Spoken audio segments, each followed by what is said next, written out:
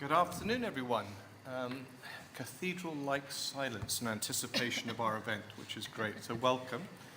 Thanks so much for joining us at this event. This is co-hosted with the Government of the Philippines and the ICMM. So read this as a joint event sponsored by all of us. And we've got a great panel lineup today for our discussion on sustainable mineral supplies. And I emphasize discussion. Even though we look terribly formal up here on a platform, I want to encourage discussion within the panel, with the room, and those online. So please do bear that in mind. So I'm going to introduce the panel first of all, and then we'll launch into an initial round of questions and open up to the floor. So get your questions ready. On my right, the Honourable Maria Antonia Yulo Loyzaga, Secretary of the Government of the Philippines, Department of Environment and Natural Resources. Welcome. On my left is Rohitesh Dhawan, the President and CEO of the ICMM, the International Council for Mines and Minerals. On my far right over here, Mike Davis, who's the CEO of Global Witness. And on my left here, Rachel McEwen, Chief Sustainability Officer of a company called SSE Renewables, which you'll hear more about from her.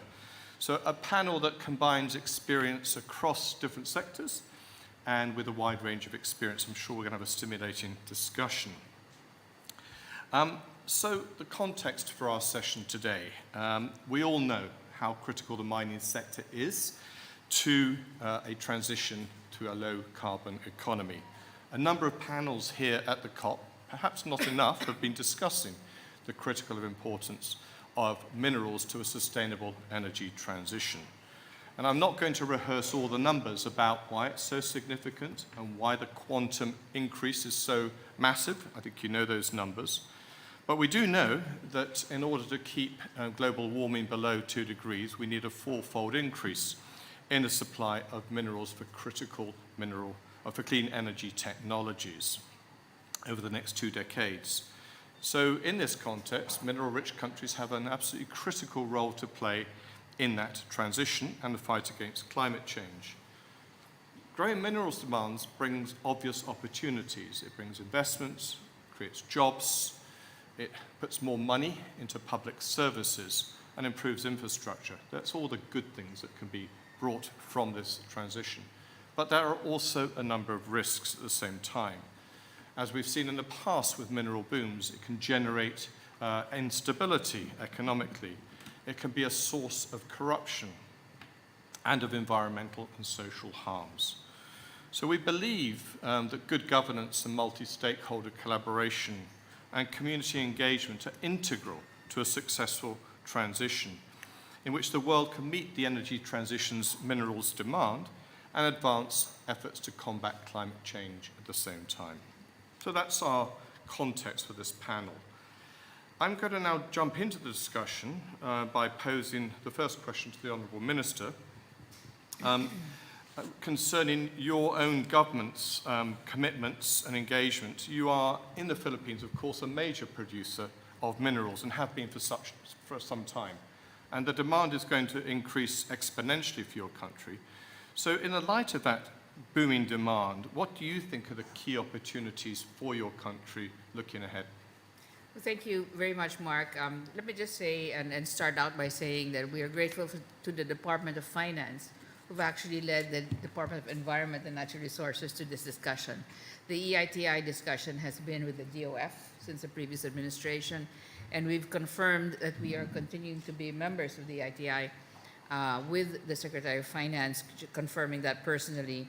As many of you know, the Philippines ranks 5th among the most mineralized countries in the world.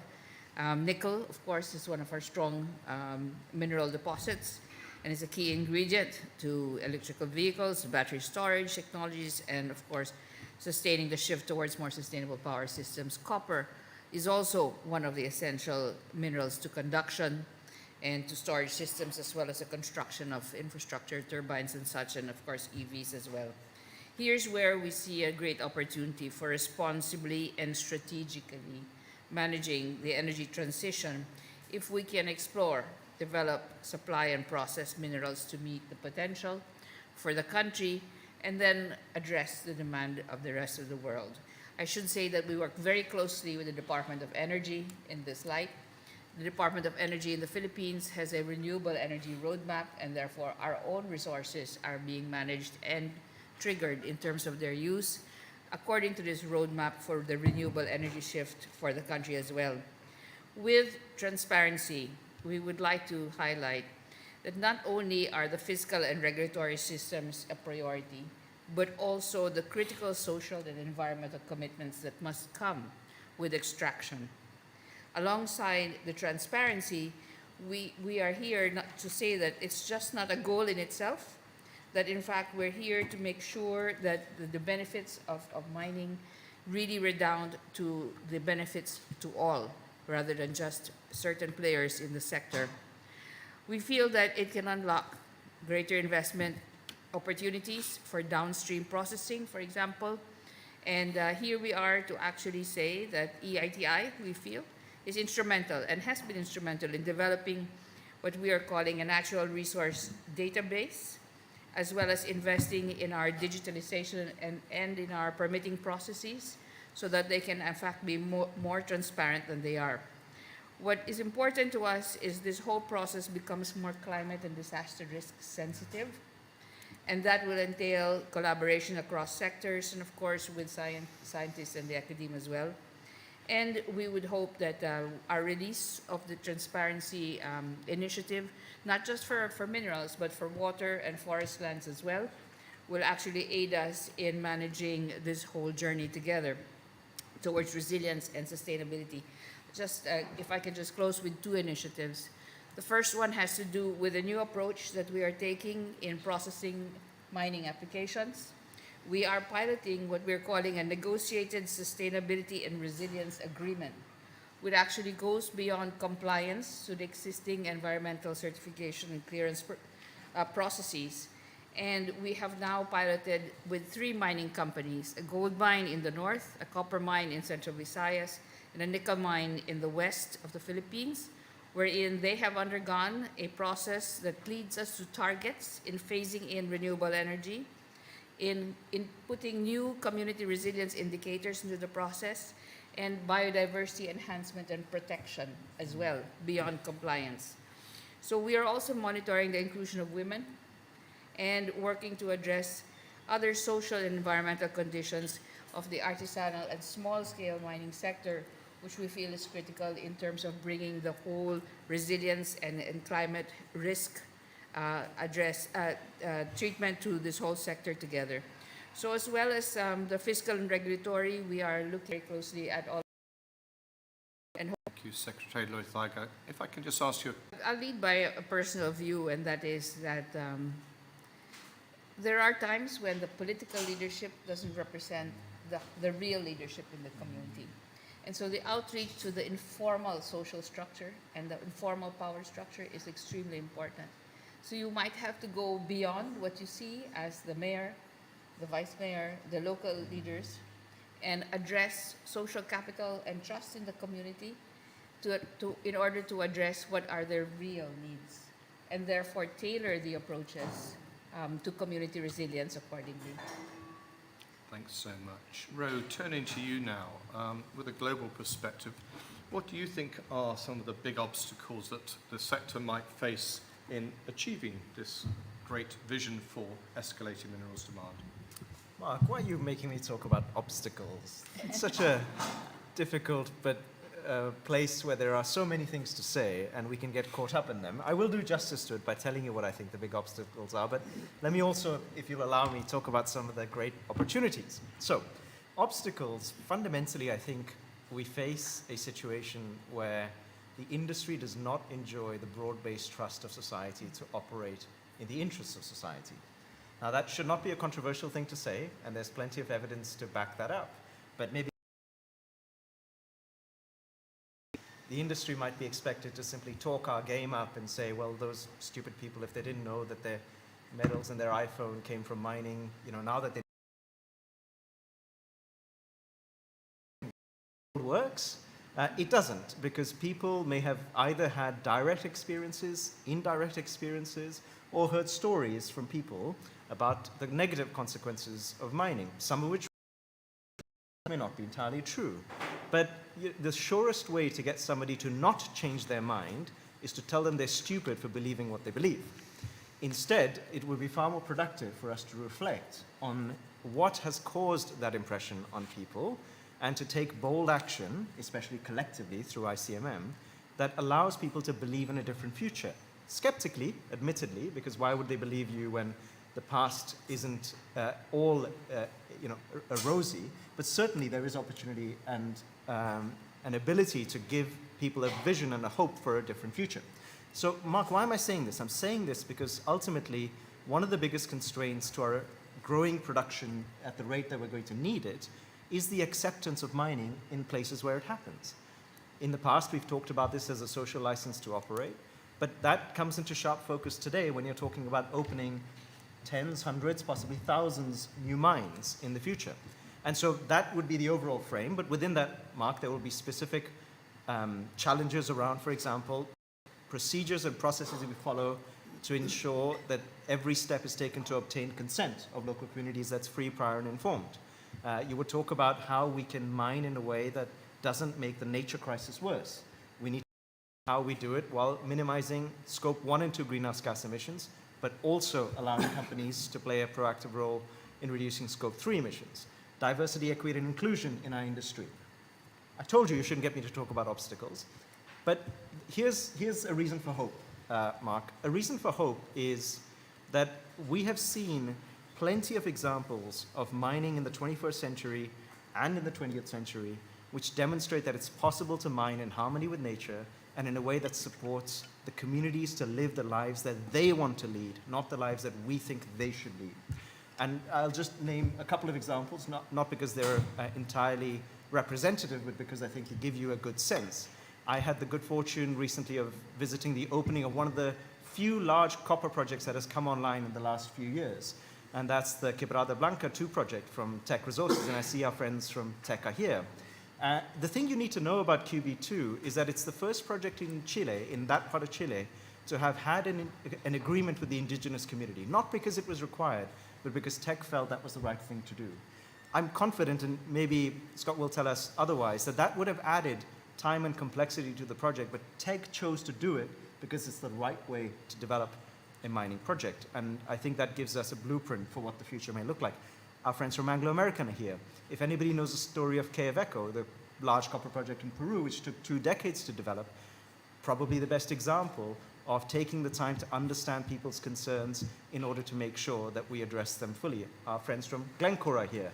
One of the best examples of a use of a post-closure mine site to ensure both livelihoods but also to ensure food security exists in South Africa with a project to grow agricultural produce on previously on land that was used to mine coal previously. And actually the outcomes of what you see growing there in terms of the nutritional value for kids, particularly with zinc deficiency, is a great example. Now, Mark, I'm not obfuscating here by using 3 great examples to say, oh, everything is fine, because it's not. We have a lot of work to do. But whenever things feel despondent and whenever things feel like they're too difficult to handle, it's worth just reflecting on what is possible when the right intent meets the right commitment of resources to deliver results for everybody. Thank you, Rowan. Since you've focused already on opportunities and given some nice examples, I'm going to ask you a different question about cost, something you care a huge amount about. Can you give us a couple of examples where such interventions as the sorts you've described have actually changed the perceptions in communities because they've seen real benefits accruing? Yes. Again, I don't want to lean on exactly the same ones, but actually the second chapter of the story for Teck Resources is that having now seen the way they approach the engagement with indigenous communities at QB2, Teck is being actively invited by indigenous communities in other parts of the world to say, we want you to be our partner of choice, not another mining company. And Mark, you've been in the broader field of sustainable development for longer than I have, but how long have we talked this game of, if you do the right thing, it will bring you business net benefit in the future? What bigger benefit can you possibly have than an indigenous community inviting you to be the partner of development for them because they have seen you do the right thing elsewhere? I think it's really, for me, such a clear case of where it pays rich dividends into the future, if all you cared about was rich dividends. I'll give you another example. The world's largest iron ore mine, the biggest hole in the ground to produce iron ore, is in the Amazon forest. Sounds like a good idea, right? To build the world's largest iron ore mine deep in the Amazon forest. Of course, that comes with risks. But actually, when you go there and visit and you see what's happened, two things are special. One is the mine occupies 3% of the total area that it controls. Only 3%. The remaining 97% is forests that have been kept standing because it is Vale's commitment to make sure those forests remain standing as a condition of mining that 3%. And when you look at everything that's around, it's completely barren and chopped down. And so had the mine not been there, that forest wouldn't have been there. The second thing that's special, Mark, is that for the last 35 or 40 years in that region, the relationship between the Shikrin community, the indigenous community closest to this mine, which is called Carachas, and the company was bad. And if you ask the CEO, Eduardo, he said this publicly, why was it bad? He said because Vale was arrogant in how it dealt with indigenous people. That admission and that level of self-reflection is in itself, for me, very, very encouraging, that they understood that the root cause of that was a sense of arrogance from the company towards the indigenous population. Today, because of a different attitude approach, because of essentially a process of reconciliation, the Shikrin community and the mine operate in unison, in a way that the mine is helping the community live the life that they want to live. So those are just two examples, Mark. Fantastic examples, and I'm sure we'll set up some interesting conversation with the audience as we move to you shortly. But Mike, let me turn to you next in terms of your perspective from lessons from past mineral booms. And in particular, we know some of the challenges that those have brought in many spheres. What do you see some of the key risks for citizens in resource-rich countries with this transition we're seeing? Yeah, thanks. That's a really pertinent and timely question, because what we're seeing based on our investigation, yeah, there's a fairly inglorious history of large mining booms and big mining operations causing a range of harms to local communities and citizens of entire countries.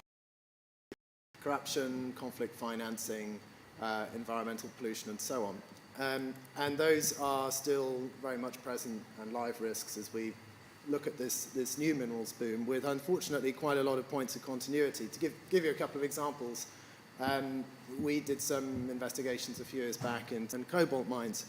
Now those deals involve giving license to in the British Virgin Islands, which were all linked to a tycoon called Dan Gertler, very hard at the moment to get himself off the US sanctions list where he belongs for corruption.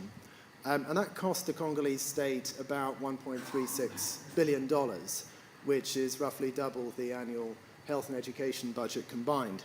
And just to add a little bit, because the name has already cropped up, the way in which those BVI companies linked to Mr. Gertler then made a lot of money at the expense of the Congolese state was they sold them on to very large firms like Glencore, who Ro just referred to, and also ENRC. Now, I could pick another example, which is one I investigated myself, which is a major jade mining boom in northern Myanmar in Kachin state. That was just a handful of years ago, where jade, highly prized in China, was being exported to the tune, well, production was worth, from what we could tell, at least $30 billion a year. Staggering. Some mines are controlled by a clutch of military generals, warlords, and ethnic armed groups with pretty hideous consequences in terms of conflict financing, environmental degradation, and human rights abuses. Now, I'm citing those two quite deliberately because actually we see very similar patterns now in the context of the transition minerals boom in roughly the same areas. So we a couple of weeks ago about the boom in lithium mining in 3 countries in sub-Saharan Africa. Now, one of those is Democratic Republic of Congo, and we're actually the largest in the region.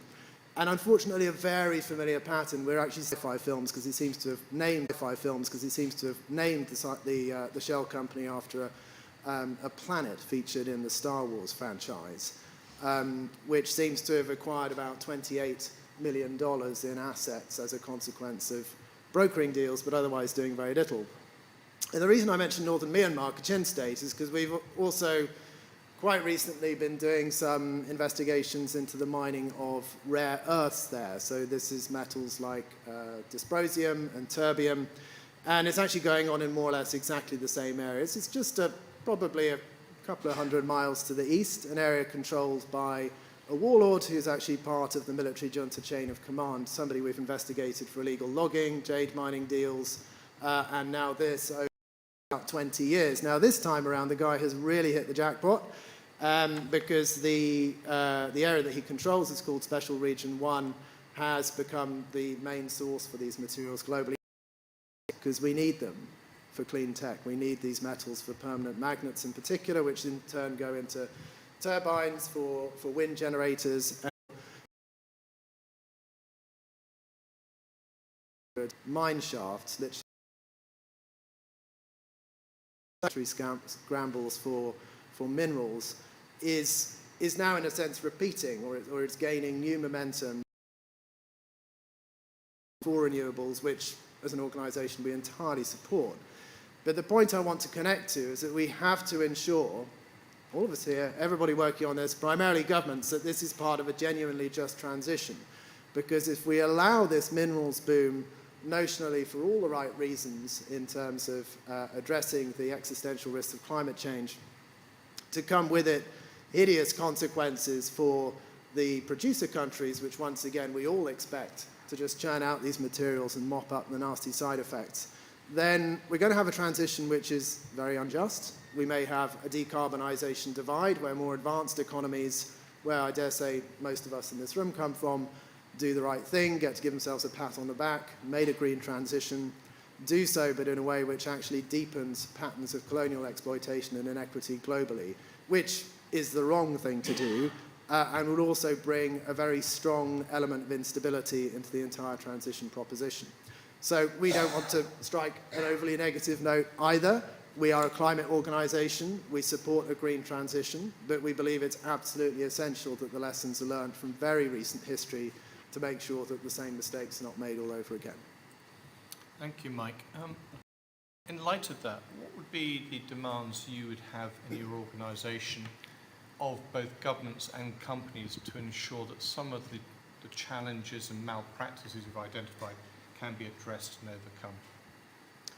Well, there's been a lot of good work done around mining standards already. There's a big gulf, though, between the standards and how that's applied. But if we look at governments, for instance, we would say, well, you don't need to start entirely again. What you need to do is make it a legal requirement for mining companies that are hosted, that are incorporated in your countries, to undertake, for instance, due diligence along their supply chains for human rights and environmental impacts. It's a centerpiece of a forthcoming piece of EU legislation, the Corporate Sustainability Due Diligence Act, and require them to undertake free and prior informed consent processes with indigenous communities. Ro mentioned this, that's great, but it's not actually an option for companies. They have to do it under the UN Declaration on the Rights of Indigenous People. So it's not like doing the communities a favor.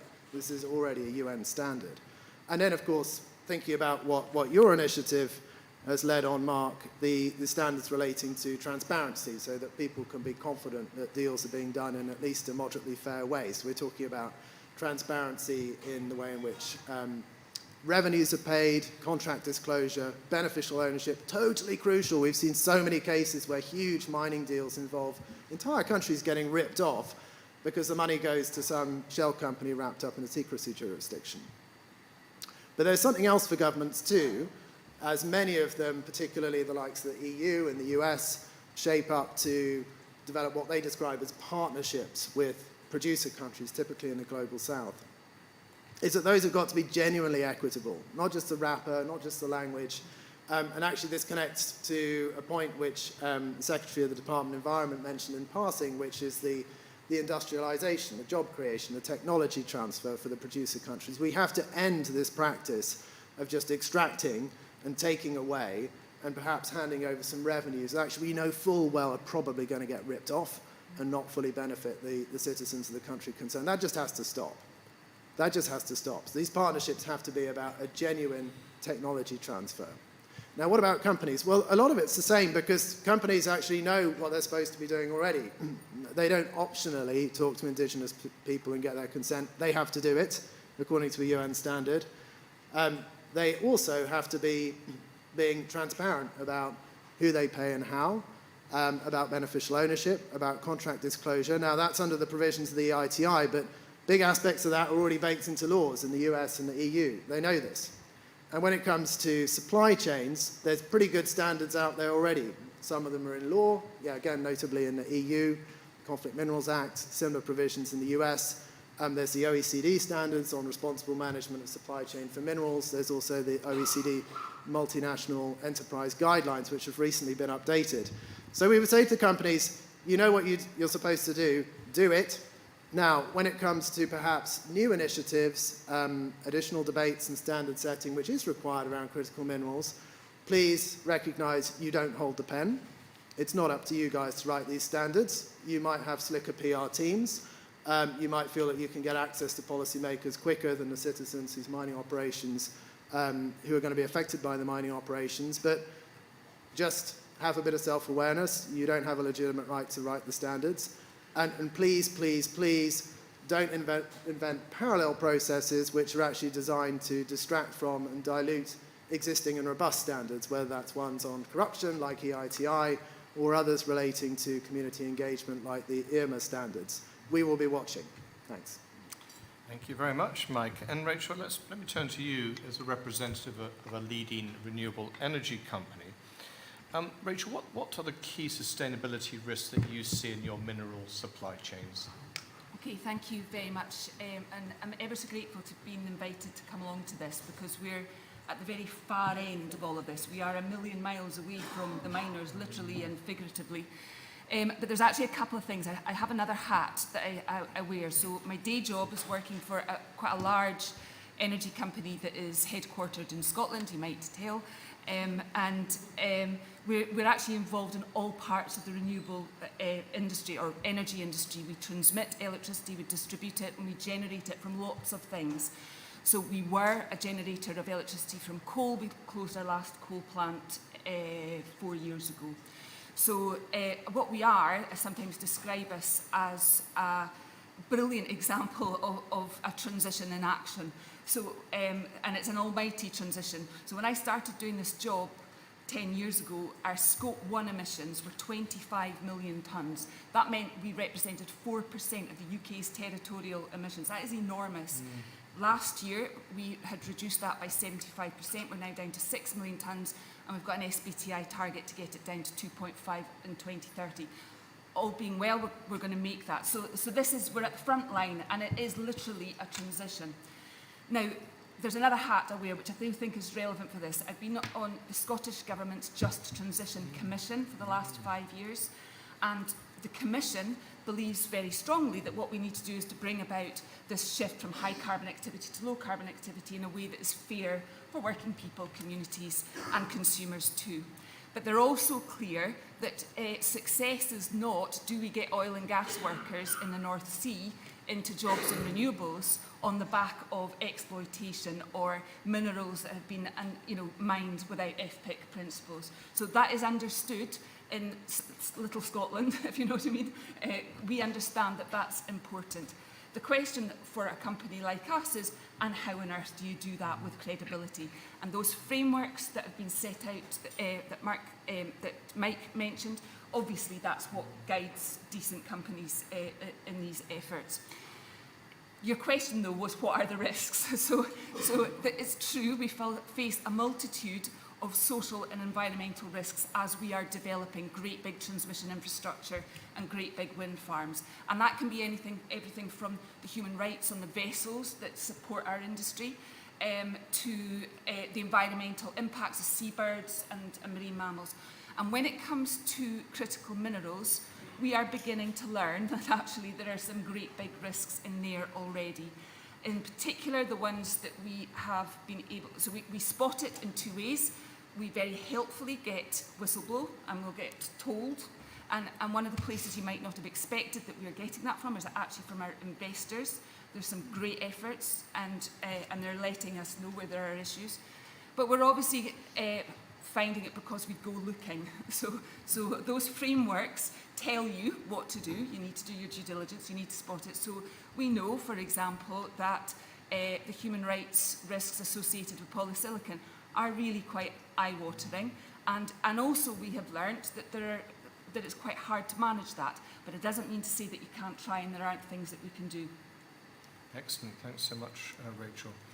And going further, what does a company like SSE do to ensure greater responsibility and sustainable practices in those mineral supply chains over and above your immediate business and priorities?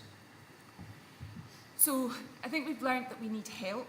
We don't have the expertise, so we need third parties. Now, we do all the things that you're supposed to do, the due diligence, the deep dives, prioritising areas, risk maps, hotspots, disclose against them, disclose your action plans. So we do all of that, which I would hope most people are doing these days. But I suppose we're also learning that you need a third party. So we work with third parties like Slave Free Alliance or people like that sort of hold our hands a little bit on that journey of discovery as you're going into your deep dive area. But there's another thing that I suppose we're trying to do, which is completely sort of humbly acknowledging that we don't know our stuff. We're nowhere near the kind of levels of understanding that's in the mining industry itself.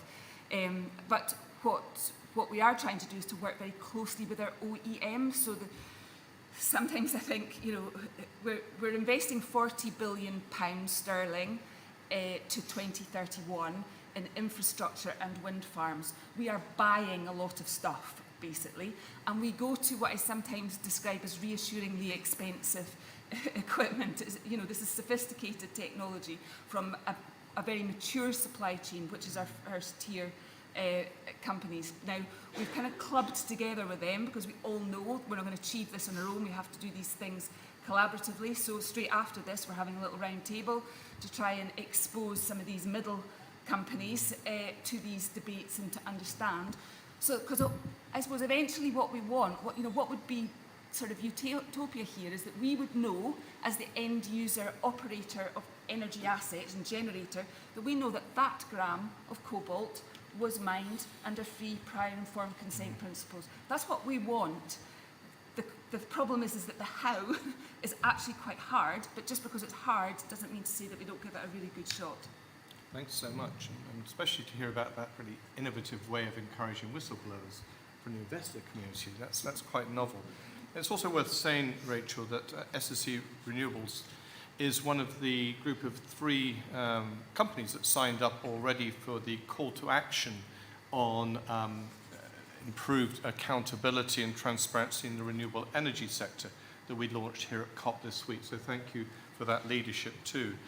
Now, I'm looking across the panel because I did warn you may wish to question each other on something. I thought you might jump in here, Rose, so please go right ahead.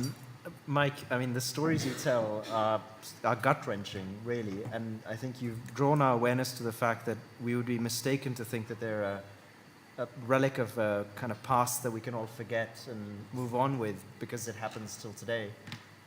So, Mike, the one question I had for you was, what do you think is the responsibility of some of the bigger companies in the mining industry that have a stated intent and aim to demonstrate good performance to influence the wider sector and operators? And not for a minute am I suggesting that you can divide big companies into good and then everybody else into bad, because actually just the last few years tell us that some of the most tragic and high-profile incidents have happened in the bigger companies. Frankly, they've happened in members of ICMM. So, but clearly we have some responsibility to show leadership in reality.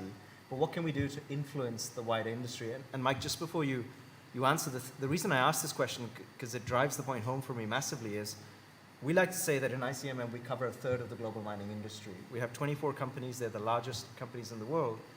But it's worth remembering that there are an estimated 25,000 known mining companies that operate within them 30,000 mine sites.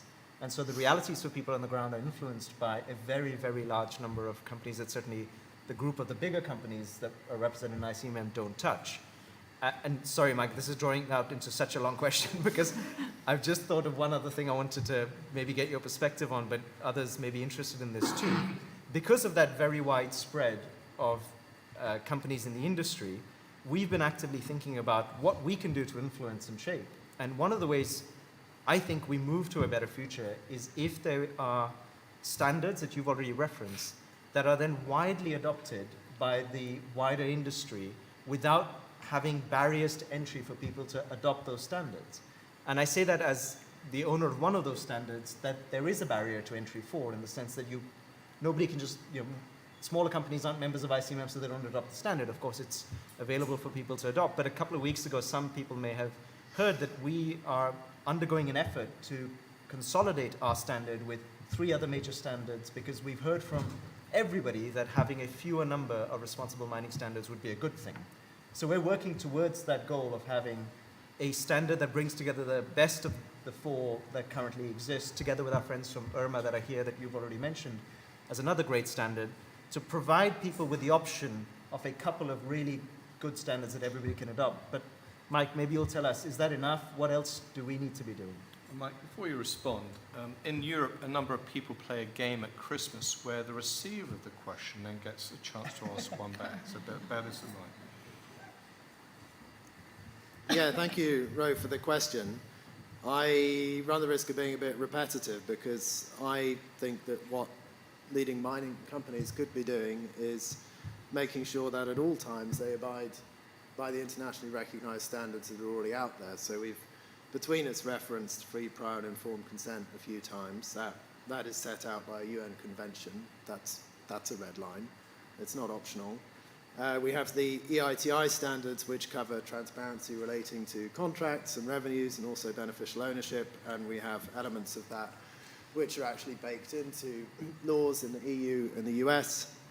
We have the OECD guidelines for multinational enterprises, which were relatively recently updated to become somewhat more, shall we say, climate literate.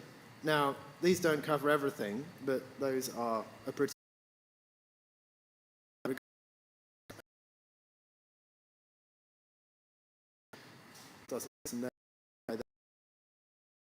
should think this is something which they must do on the basis of principle, but probably also from the point of view of the bottom line. I guess the question back, seeing as Mark invited, perhaps there are 2. I don't know about the exercise you're doing to consolidate standards, but what can you do to make sure that there's no risk that that consolidation waters down or undermines or distracts from international standards, which many people, including I expect a lot in this room, have worked really hard over years to arrive at? Secondly, is when members of ICMM don't comply with those, will you expel them? I've already had too much share of voice, so I'm going to try and keep it short. Look, Mike, just on the first one, on the international standards, there were a few more that I know you said you weren't trying to be comprehensive, but the UN Guiding Principles on Security and Human Rights, the voluntary principles, and others are indeed for us absolutely central and are a non-negotiable part of the ICMM performance expectations. Mark, who we have the pleasure of working with so closely, knows that when it comes to things like contract transparency, we have sought to go further than the EITI standard by requiring our companies to disclose contracts even in countries that are not EITI signatories.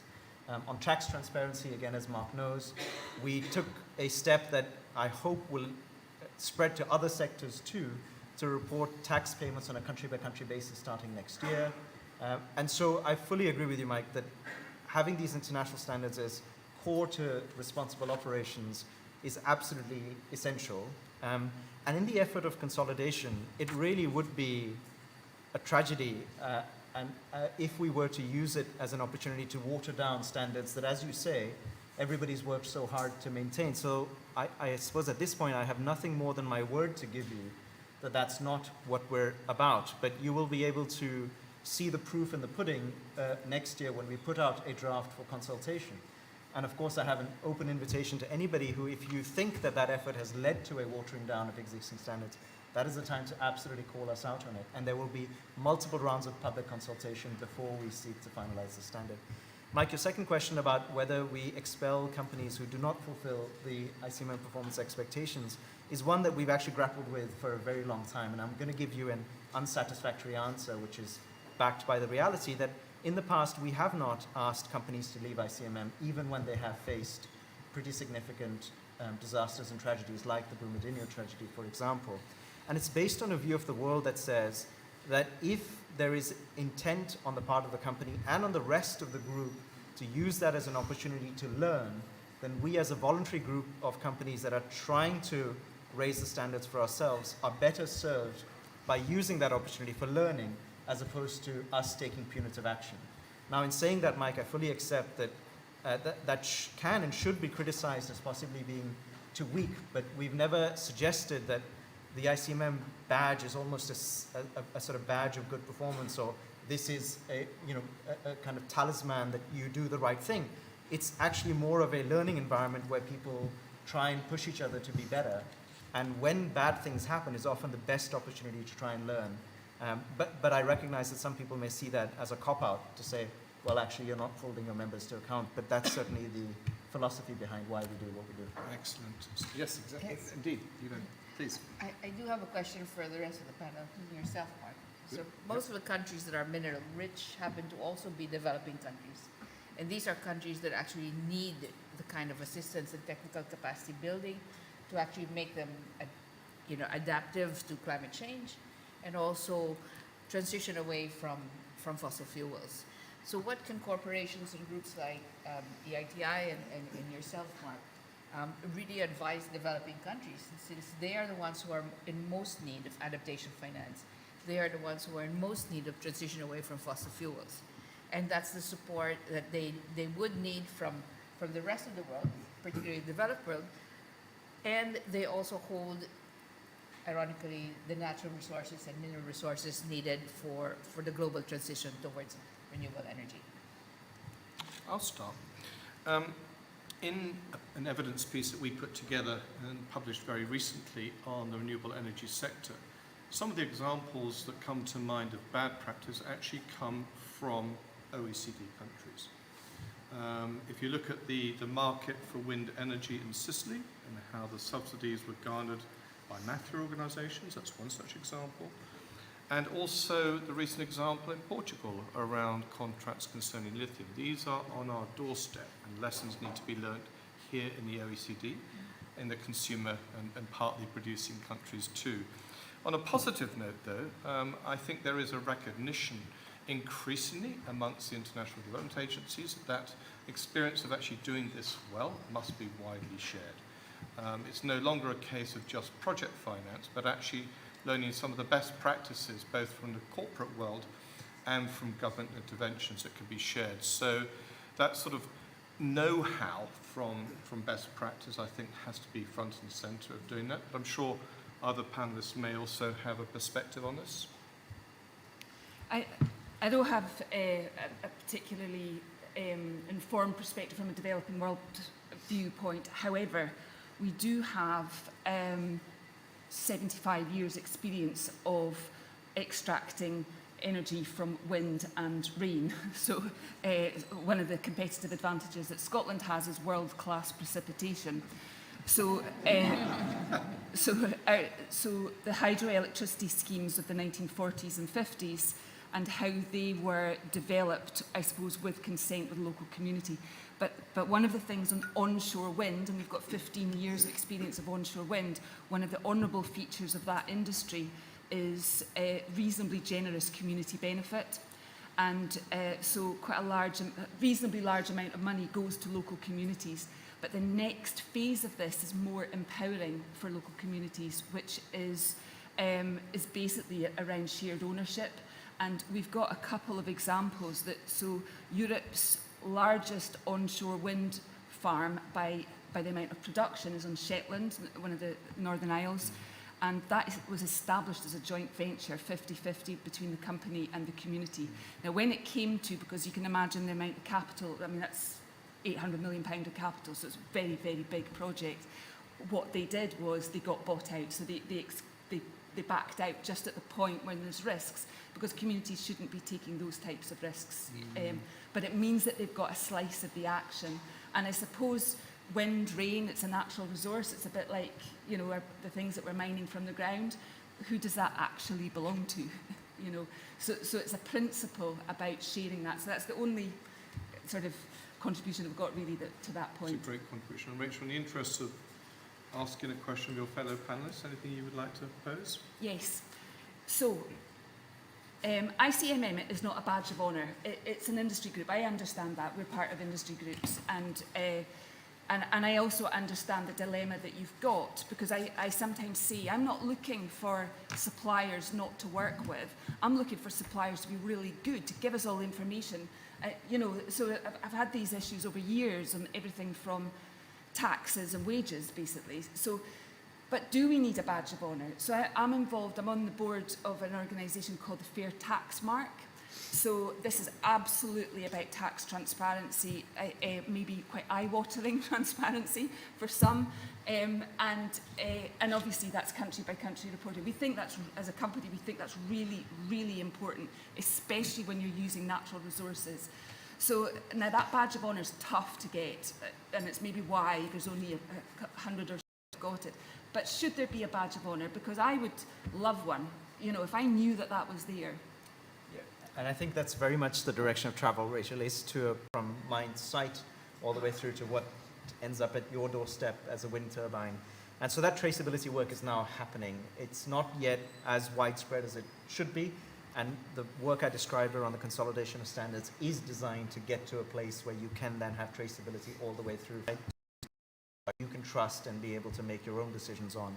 And certainly from our point of view, but this is true of other standards too, having disclosure on a company-by-company basis, which is also assured by a third party, is absolutely central. So when it comes to the ICMM performance expectations, every company does their own disclosures of their performance, and you'll see them if you look for them, that they're not all suggesting that they're 100% on everything.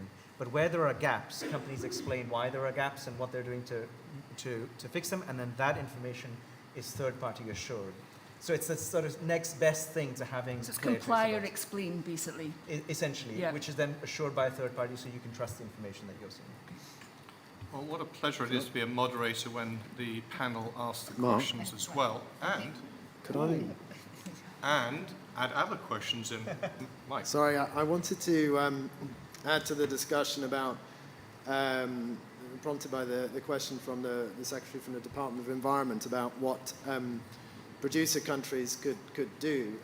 So, I mean, there's two things. I mean, broadly, I think it's worth stressing just how important it is that that all countries, particularly those that are using these materials which host large mining companies, recognize the need to build equity into the just transition, including the technology transfer and full benefit sharing.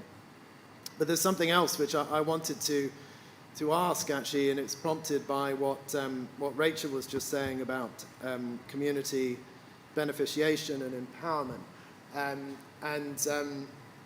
Secretary, forgive me because it's a rather specific question, but my question is, what will the government of the Philippines take steps to ensure that communities are fully involved, that they are given free, prior and informed consent, and moreover that they can raise their concerns safely? We have done work to document attacks on and killings of what we call land and environmental defenders globally for over 10 years now, and the Philippines is consistently the most dangerous country in Asia. In fact, as far as we can tell, at least 281 defenders have been killed in the Philippines over that period.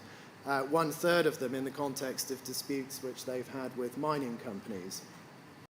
About 40% of those people are from indigenous communities.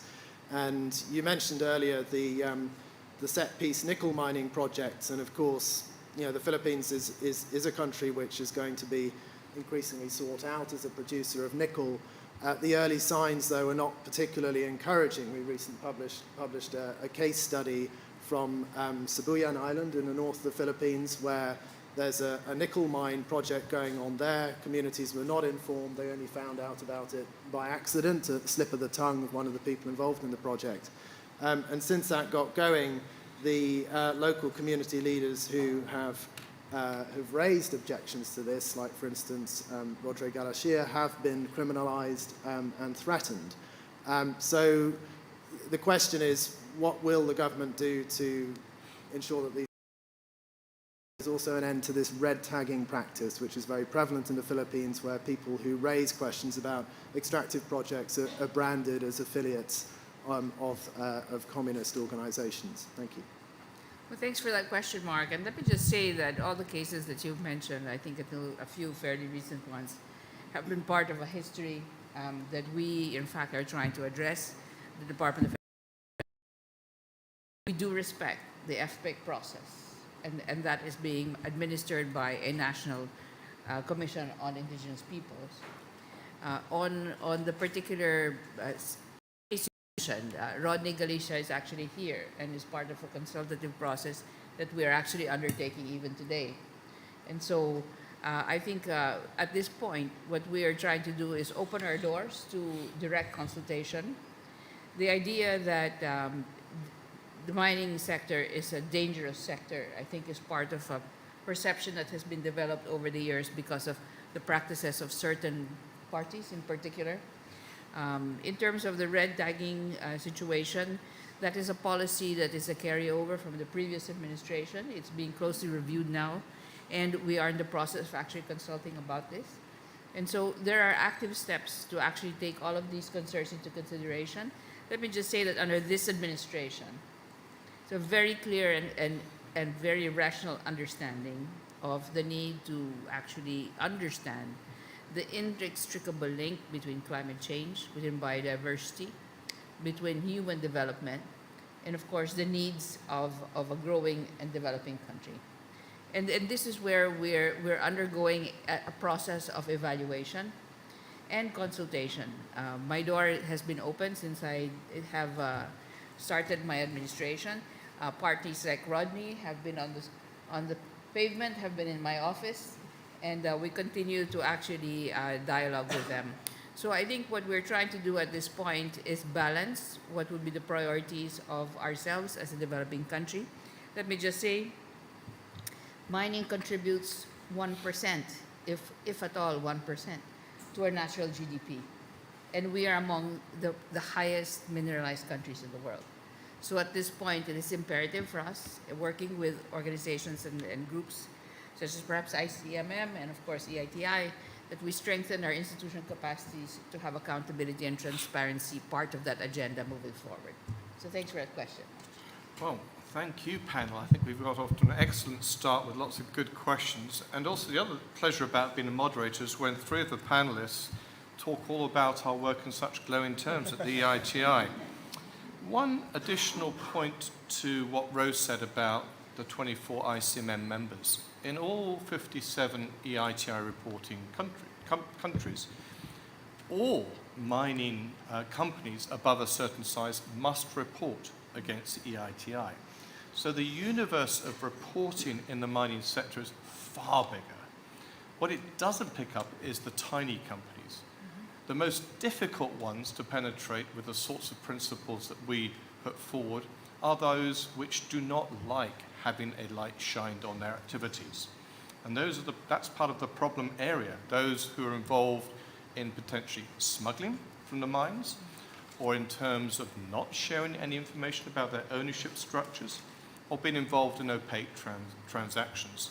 We're trying to shed light on that part of the sector, which often does not wish for a country to either sign up or fully report under the EITI. So a lot of these companies are increasingly within the fold of EITI reporting. Now with that, we want to bring you in, both here from the floor at COP, but also online, if I get the right signal, please. And could you introduce yourself?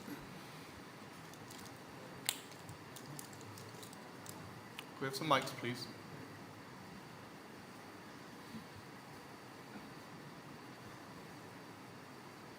Yeah, thanks very much. Really interesting discussion so far.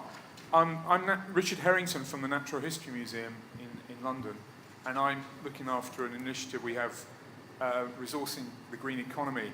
And actually part of what we've been doing is looking at, in the Philippines, at degraded mine sites and how they might be brought back to be used by local indigenous people. And so we've had a good time working with the indigenous people to understand what their problems are and what they might create for the future.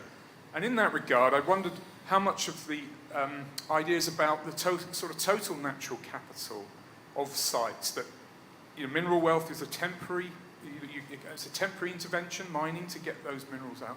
But then how much of this process then embraces the thoughts of the natural capital? And have we got the right metrics to measure how we're disturbing that, either we improve it? And bearing in mind, we really want them to be climate and nature positive. Mm-hmm. And I'm sure that's all the membership of the mining industry want that to happen. So just ask any comments on that, please. Thank you. We'll gather up a couple of others. Just here in the front, please.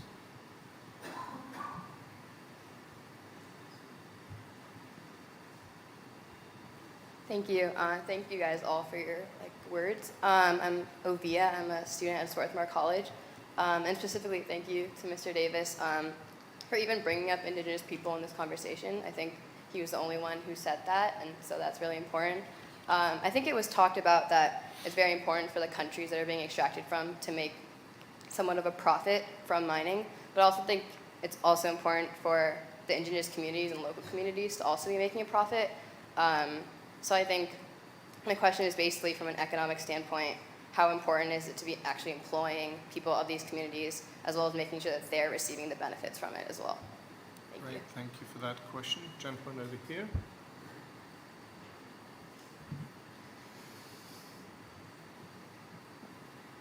Thank you very much, and thanks for creating this opportunity.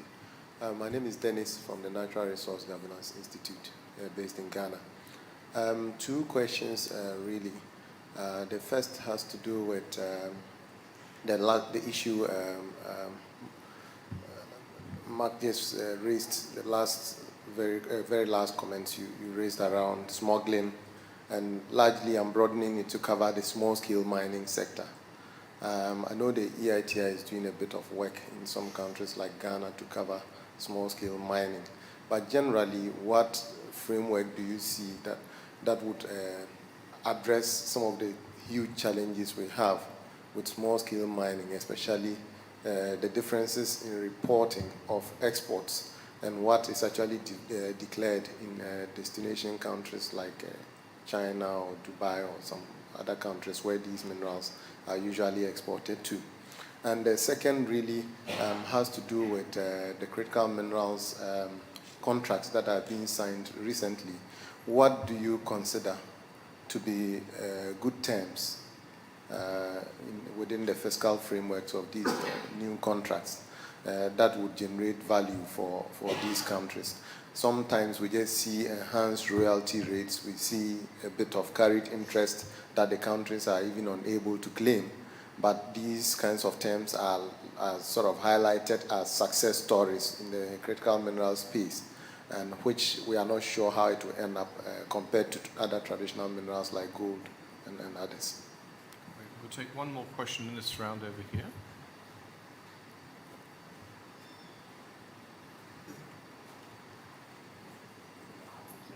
Hi, Ramin here from the MIT Energy Initiative.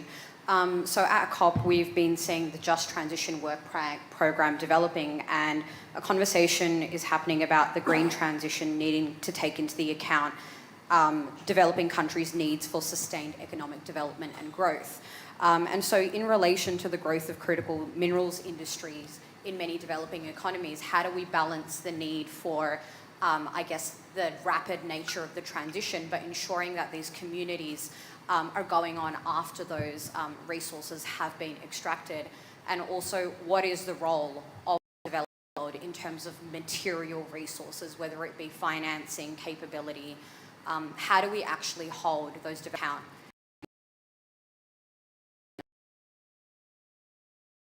Grandstanding. Great, many thanks for those. Actually establishing the natural capital accounts of the country. So that's being done by the National Economic Development Agency. Sources have established a new office, the Geospatial Database Office, which actually is in charge of producing the National Natural Resource Geospatial Database for the country. And in that database, actually minerals are, of course, typically one of the layers. Let me just say that we are reviewing, at this point, what is happening to mining sites that are no longer in operation. And one of the findings, in fact, is that ecological succession rather than a large-scale intervention in the particularly disturbed areas might actually be suitable in some sites, depending on the condition of the sites. So we are taking careful consideration of the state at which these particular sites actually have been left, and working with the companies to try and see what the best approaches would be. We have adopted, and I've declared this as a policy, the mitigation hierarchy, and therefore we do have rules regarding progressive rehabilitation as you are actually conducting mining operations. We do have rules regarding community inclusion, and of course the design of the social development package as well. So let me just say that I'm very happy to sit with you and hear what you've been doing. I wonder whether you've had any conversations at all with national government in terms of the work that you're doing with the communities. No, exactly. Yes. In fact, so this is something that we would be very interested in working with you on. And certainly we are at the process of really evaluating where we are as a department in terms of our own scientific and technical capacity to actually do the right thing as far as rehabilitation is concerned. So thank you for that question. Thank you. Maybe I can pick up on two questions. One was on the indigenous community involvement. I told the story of a couple of examples of where companies have done that really thoughtfully and really well, but the honest truth is that we're starting from a really low base in the sense of, for a long time, I couldn't stand here and tell you that mining companies had taken, or the industry had taken engagement with indigenous communities as seriously as we should have. That's a reality that we have to own, and that means we have to work even harder to build a very different future. Now, I'm encouraged by what I see, for example, in Canada, where the percentage of the mining workforce on many of the large industrial mines in Canada have an indigenous representation that is double or more the baseline representation of indigenous people in the population. So that tells me that the actions being taken by some of the responsible mining companies in Canada is working to provide economic opportunity for people in a way that, again, we haven't always done in the past.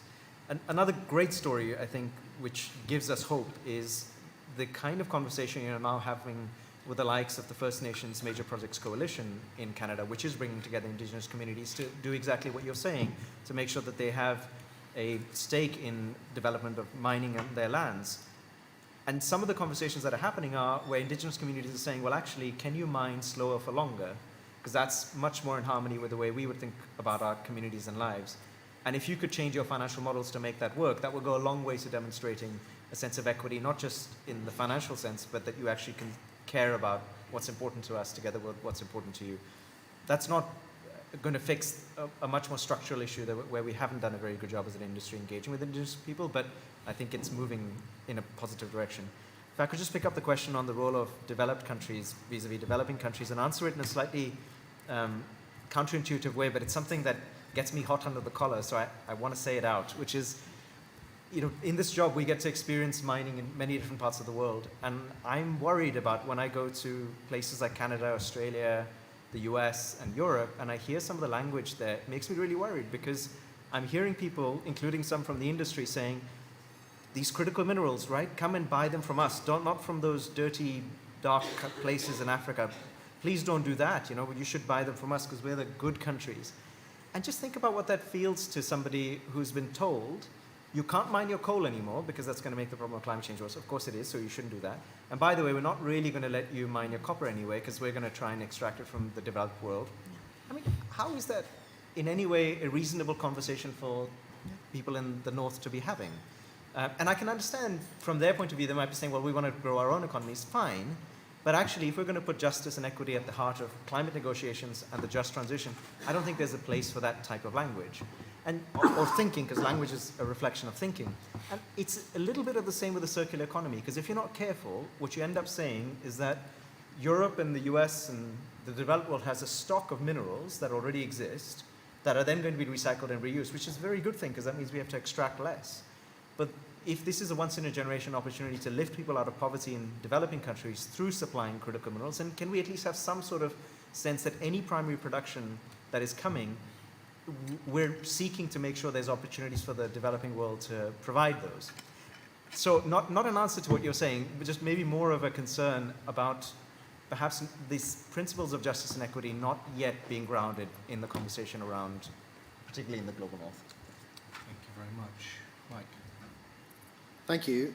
Just touching on a few of the questions raised. So, yeah, briefly on the one about indigenous communities and jobs, I guess it comes back down to what they want, because what we do see sometimes is the opportunity for employment sort of dangled or sometimes even used by mining companies. I'm thinking of a case we investigated to do with a coal mine in South Africa a couple of years ago, is actually used to divide communities and pit people against each other.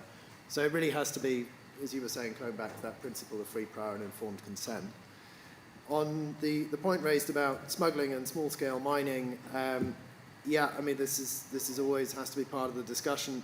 I'm not sure I've got a very good answer to the question, but there are some useful frameworks which I think probably could and should be adapted more fully to critical minerals, and I'm thinking particularly of the OEC standard, the responsible minerals due diligence guidance, which we did a lot of work on. Currently, it only applies to tin, tantalum, tungsten, and gold. The original conception of it was that it would address the issue of smaller scale mining, financing armed groups in conflict zones, but there's a core of a process there which could, and in my opinion, should be adapted to other materials too. And contracts, yeah, such a good point. Did you say you're from NRGI, Dennis? Yeah. Well, you guys are absolutely brilliant on this stuff, and we love working with you, and you've got a huge amount to bring to this debate. I mean, you know better than anybody what the bad deals look like, but there are a kind of few well-established watch-outs, I think, in terms of obviously the revenue and other forms of benefit sharing, the tax holidays, and then some of these classics that we've seen to do with resources for infrastructure, sort of rash of big Chinese state-owned mining company deals in Democratic Republic of Congo a decade or so ago. I'm sort of thinking of another case we investigated to do with Mittal Steel, now ArcelorMittal in Liberia, where they signed a deal which gave them essentially control of the country's only functioning port. You know, these are things which we and you guys, I'm sure, will be looking out for. And then the question about the green transition holding developed countries accountable.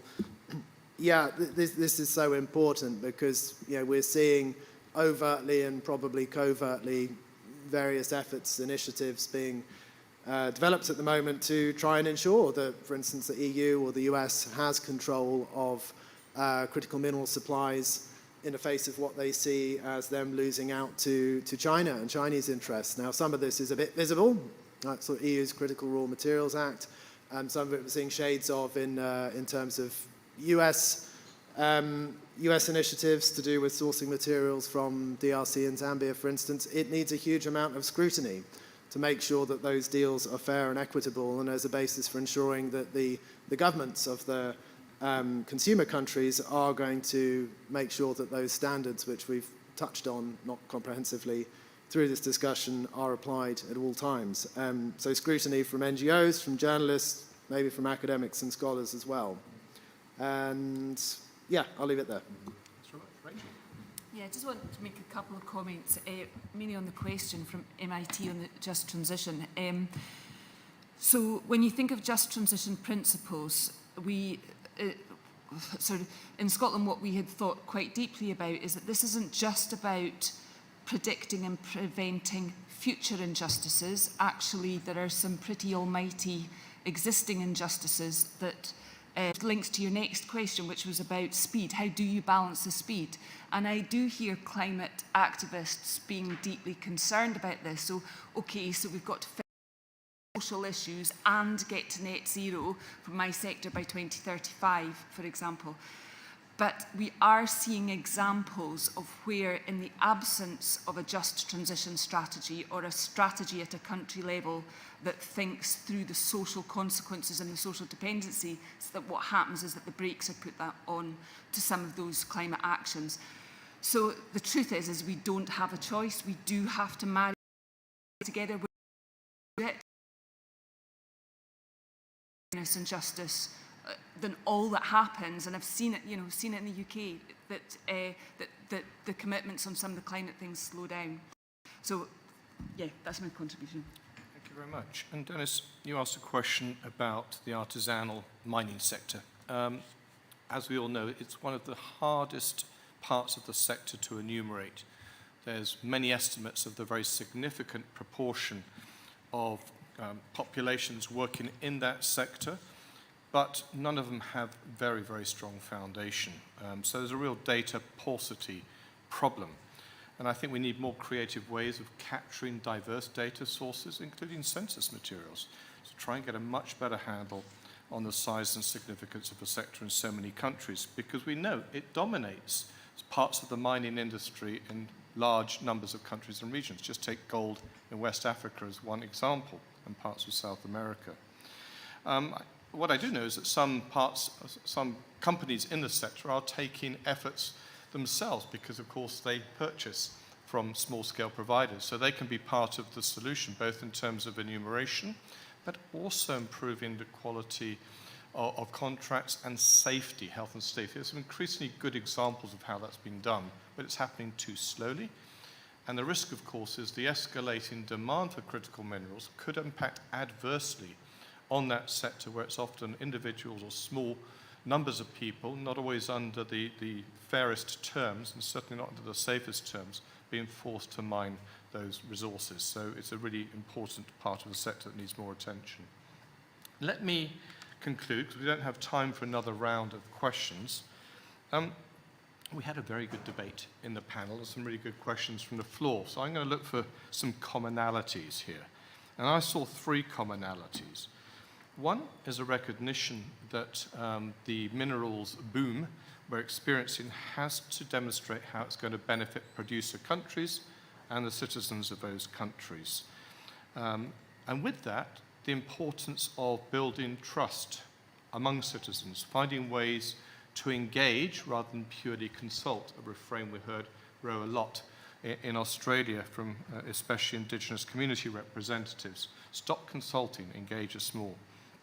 And addressing the most egregious human rights abuses that have plagued the sector in the past, as we heard a discussion and resolution around that. The second is around company behavior and performance. We had some great examples from Ro and Rachel in regard to good company practices. We need to learn and broad base those examples. The EITI in this regard conducted an assessment of how well the 65 member companies are operating under a whole range of measures, some of which you heard described by Mike earlier. And we've put that information out in the public domain. You can go and look at that on our website. So 65 companies, how do they measure up against 9 data points, expectations for companies? See for yourself and scrutinize that data. It's another source of insight and information, of which, of course, a third of which will be ICMM companies. The third is government champions. And we heard from the Secretary how the Philippines now, with its new government in power, is determined to overcome some of the problems that have plagued the sector in the past, and a real willingness and openness to learn from examples out there, both here in the north, as we heard, but also willingness to collaborate with initiatives that we heard from the UK at the British National History Museum. So a spirit of being open and candid about problems of the sector, and a willingness to learn from each other, the best spirit of a panel. So please join me in thanking our wonderful panelists for their contributions today and for joining us in this excellent discussion. Thank you.